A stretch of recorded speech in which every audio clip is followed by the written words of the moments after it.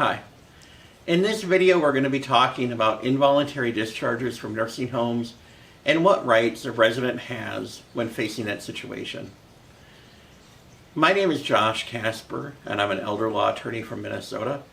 I've been practicing for about 10 years. Prior to becoming an attorney, I worked as a regional long-term care ombudsman, investigating complaints on behalf of residents and their loved ones in nursing homes and healthcare facilities throughout the Twin Cities metro area. I've also worked in a hospital. The first thing I want to tell you as a family member or a resident facing an involuntary discharge is please don't panic. Just because a nursing home tells you they want you to leave does not mean that you're going to have to actually leave. Residents have rights, and there's a procedure in place in Minnesota and in every state to protect a resident's right when they're facing involuntary discharge from a nursing home.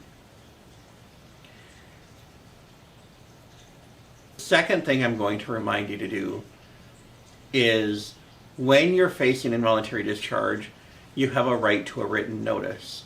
The resident has the right to the notice, and their authorized representative has a right to that notice as well. Keep track of when you receive that notice.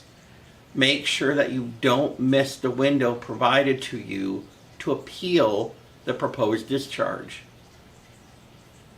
Finally, in almost all circumstances, you have the right as a resident to remain in the nursing home pending the outcome of the appeal for the involuntary discharge.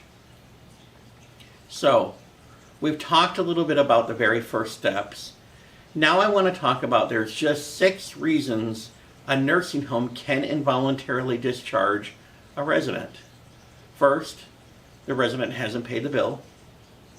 Second, the facility is closing. Third, the facility asserts that it can't meet the needs of the resident. 4, the resident no longer needs skilled long-term care. Or the resident is a danger to themselves or to someone else. We've also seen in the past few months as advocates on behalf of nursing home residents an increase in inappropriate discharges based on COVID-19. If you're a resident or a family member or a loved one facing a situation where a nursing home is or has discharged someone based on COVID-19, I strongly encourage you to seek out a professional advocate, whether it's an attorney or a regional long-term care ombudsman. Those cases need to be evaluated on a case-by-case basis. I'd like to talk to you now about the notice of proposed discharge that you're required to receive. The notice has to be provided to the resident and the resident's representative in writing.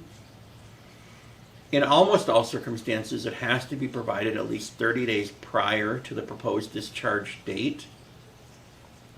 It has to provide the location where the resident will be discharged to, how to appeal the proposed discharge, names and contact information for organizations in the community that can assist you in appealing it, in addition to private attorneys that can assist you as well.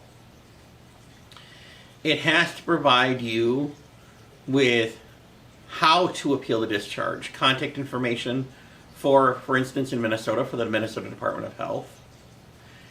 And it has to provide you why you're being discharged. Now, you've evaluated your discharge notice.